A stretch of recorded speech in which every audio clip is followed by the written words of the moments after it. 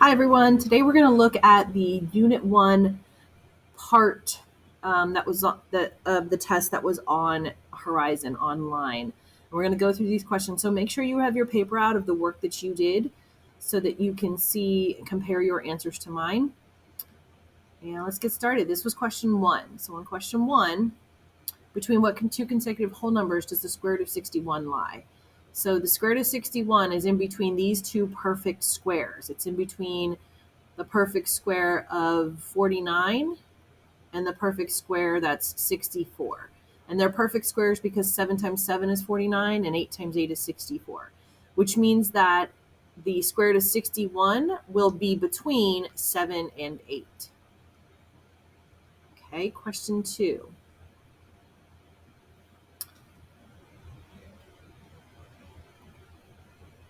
The following numbers are ordered from greatest to least.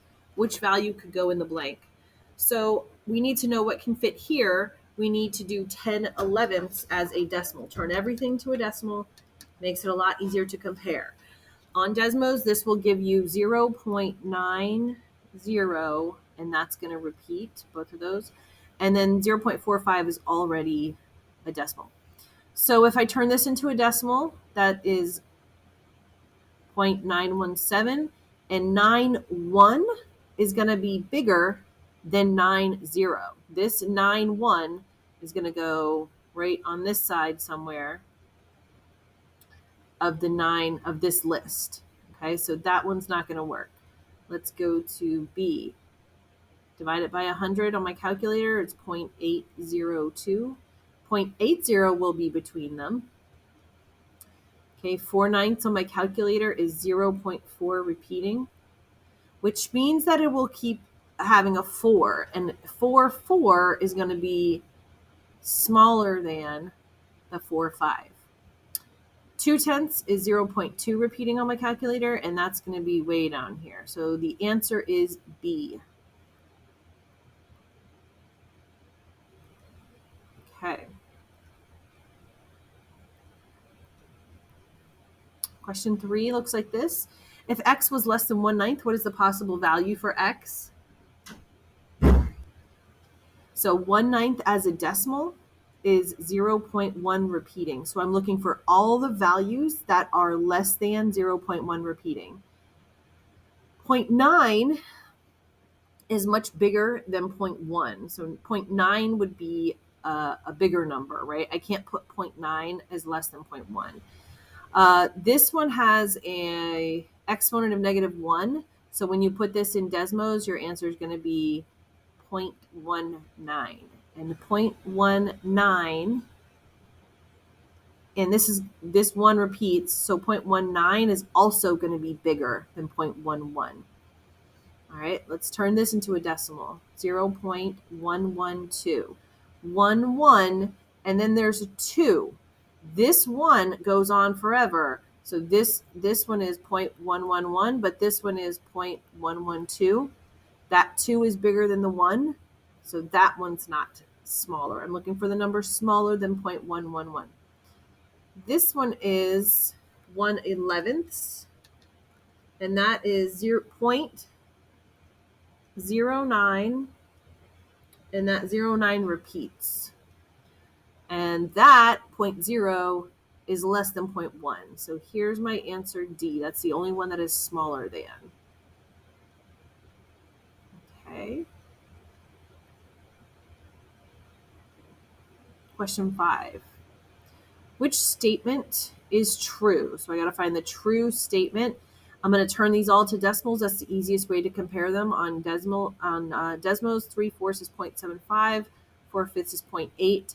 0.7 is not greater than 0.8. All right, this is 0.25 and this is 0.20. So 0.25 is greater than 0.20, so it's not that one. This symbol should be going this way. This one goes back 2 places. You're dividing percents by 100. It's going to go back 2 places to 0.018. And is that greater than 0.5? Nope. 0.0 is not greater than 0.5. So hopefully it's this one. Go back 2 places. 0.035. Is that less than 0.04? Yes, 0.03 is less than 0.04. It doesn't matter what comes after it. All right.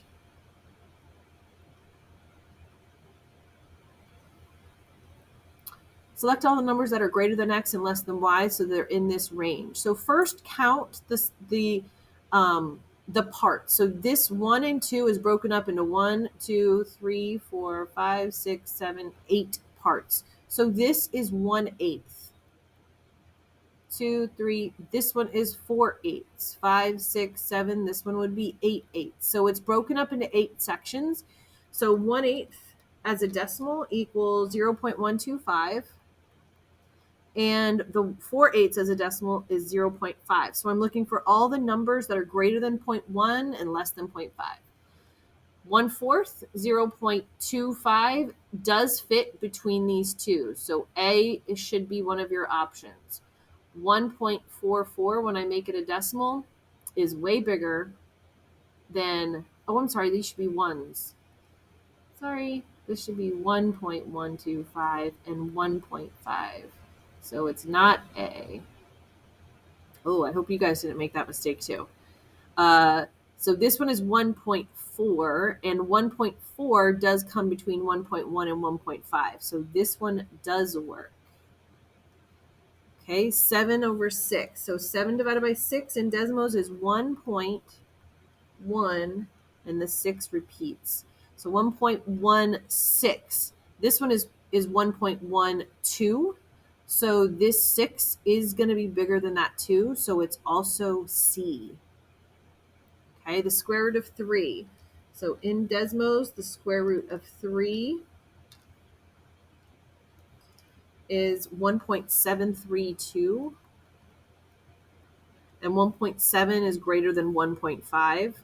So it's not D. And now I've got 2.9, which is way past the 2 over here. So it's only B and C.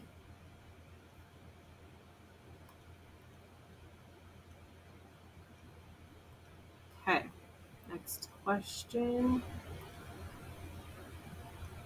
Okay, the next question has to do with the real number system Venn diagram. So which of the following diagrams accurately displays some of the relationships? So you have to remember that the smallest set of numbers are the natural numbers, the counting numbers.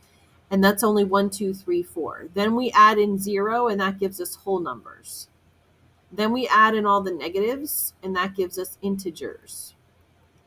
And then all fractions and decimals are rational. And irrational is over here by itself because it is numbers that go on forever and don't repeat, and they don't end. So is the natural number circle smaller than the rational? Is the natural numbers a subset of the rational numbers? Yes. So I think it's going to be this one. Let me check all the others. The whole numbers is not a smaller subset than the natural numbers. So it can't be this one because this number includes 0, and 0 isn't a natural number. It can't be inside that one. Same thing with integer. Well, this one is just totally wrong, right? Irrational numbers are not integers. They have to go on forever. Same thing here. Integers are a part of rational numbers. So like rational numbers includes a half, but a half isn't an integer. So this one is A.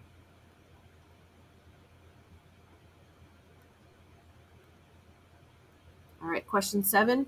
Which one contains only integers? So for this one, you had to make sure that any of these were, when they simplified, they were an integer. So the square root of 200 is not a perfect square. It's going to go on forever. So I know that that's not an integer. That's a rational number. 40 divided by 2 is 20. So 15 works. Oh, that messes it up. That's not an integer. C, this is a negative. This is a perfect square at 7. Negative 4 is an integer. 0 is an integer. And 25 divided by 5 is an integer. I'm pretty sure it's C. I'm going to check this one. Nope, pi is not an integer, and neither is the decimal negative 1.2. So 7 should get C.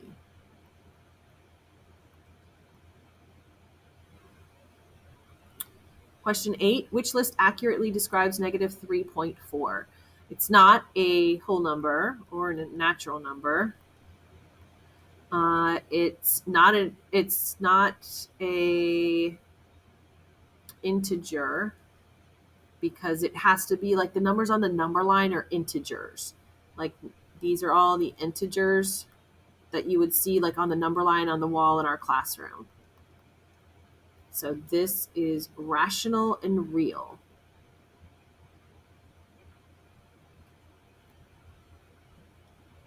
Okay, question 9.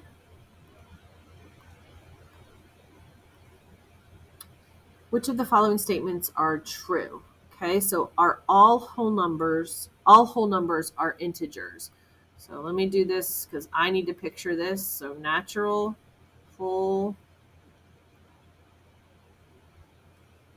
integer, and then rational. Okay, are all whole numbers are integers? All whole numbers are integers, yes, because everything that's in this circle is in that, yes. All whole numbers are natural numbers. Nope, 0 messes that up, right? So that one is false. Hopefully it's still A, because 0's in there. Are all negative numbers integers? No, if we had negative 3/4, that's a negative number, but it's not an integer. What about all integers are negative numbers? Are all integers negative numbers? No, 4 is an integer and it's not negative. So our answer there was A. And the last question, question 10. So where would we put the -3? Which letter could be replaced with the -3? That's the question for this one. So they gave me N, R, U, and X. -3 is not a whole number, but it is an integer. So the smallest subset it falls in is S, R, and T. And there is an R right here, B. All right, guys, hope that helps. Let me know if you have questions before you take the retake.